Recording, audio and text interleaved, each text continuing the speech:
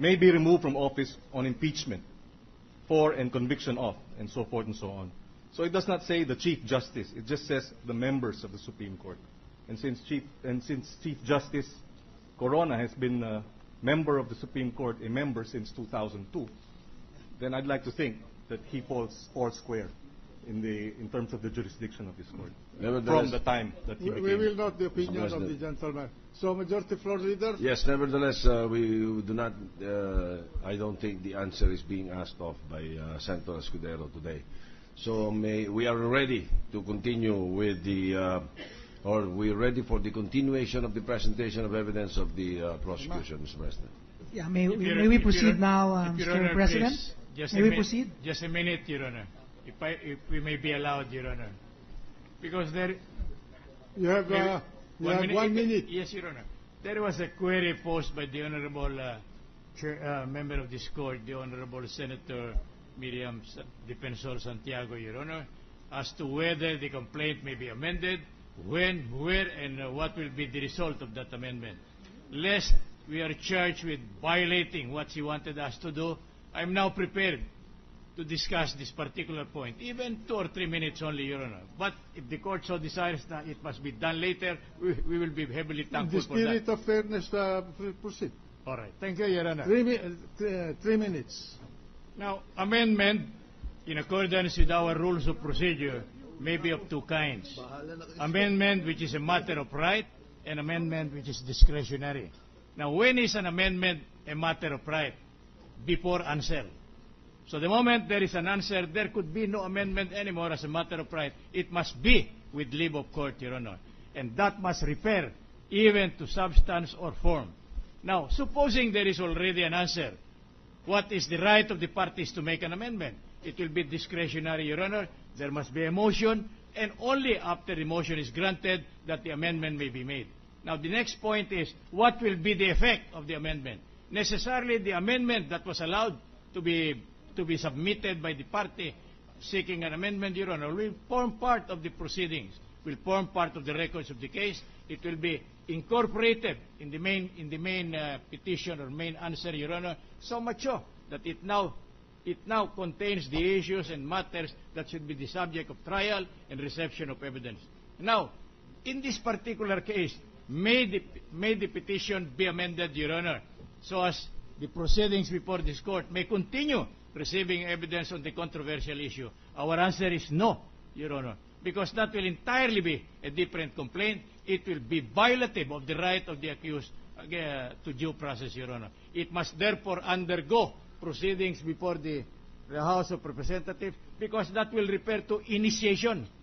And initiation must be in accordance with the Constitution and their laws. There must be finding of probable cause, there must be voting, and it must be deliberated upon by the Congress in session. And there is a constitutional injunction against multiplicity of impeachment complaint within a certain time. Thank you, Your Honor. I rest my case insofar as that particular issue is concerned. We have discussed this extensively. We will proceed with the trial. Okay. Yes. We'll proceed now, Mr. President, with the presentation of our witness, Attorney Art Lim. Attorney Arthur Lim, Your Honor, respectfully entering the same appearance as private prosecutor for purposes of the presentation of the witness on the witness stand. Proceed. There's no need to enter your appearance. It has been entered earlier.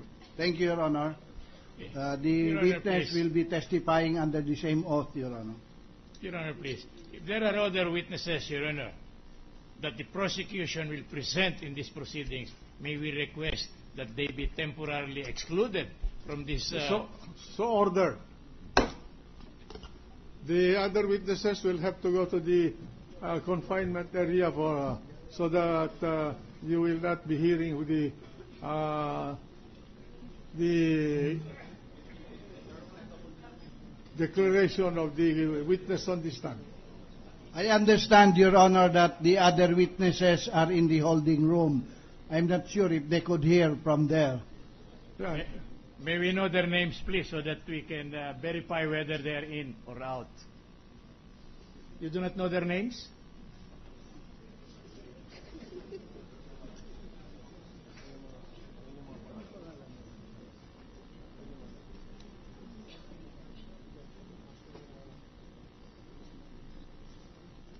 Giovanni Nang, Nerissa N. Josep, Aniceto Bisna Jr.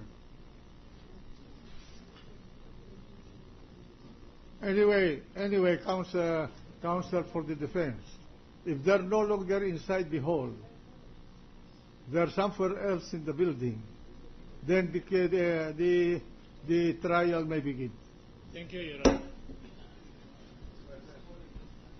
May it please the Honorable Court, and with your kind permission, Your Honor. Proceed. Mr. President, I'm sorry, sir. The President pro tempore. narinig ko po kanina, ilan po ang inyong mga testigo na pinalalabas ni Justice Cuevas? 3 po, pero nandoon na daw sa hearing, sa holding room.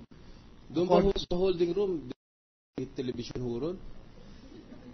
At namomonitor din yung ating mga proceedings. Wala daw po. Sigurado kayong walang television doon? Wala po. Maybe, pwede ho instruct yung ating mga page kung talagang walang TV ron sa holding room nila. Dahil alam ko, live ho yung proceedings sa television. The sergeant at arms is required to check. Saka, kung meron din computer yon, live streaming ho tayo sa computer. Yun lang po, Ginoong Pangulo.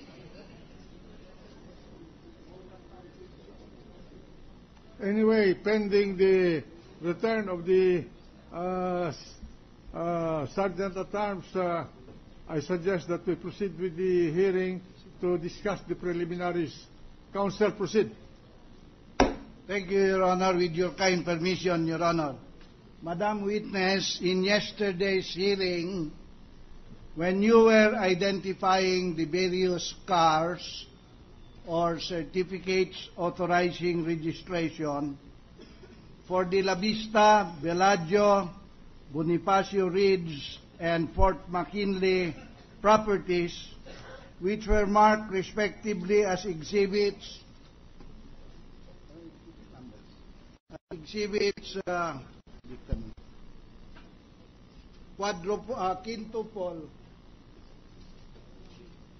quintupole G, quintupole H, quintupole I, and quintupole J, and quintupole K, as well as quintupole L,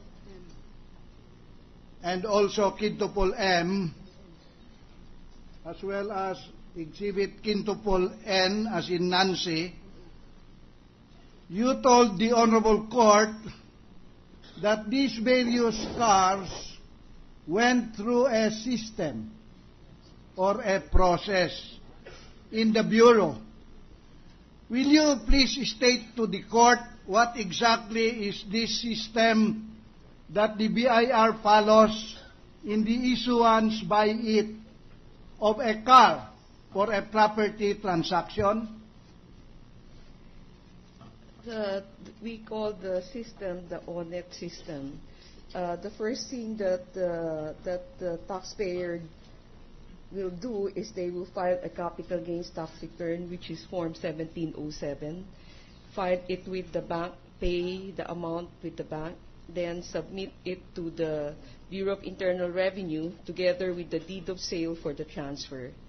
Thereafter, the Bureau of Internal Revenue will check whether the value stated is correct, in the sense that it should follow the rule that it should not be either the selling price or the zonal value, whichever is higher. I would like to interrupt the testimony. The Sergeant at Arms has arrived. Will you please this report about what you found in the holding area?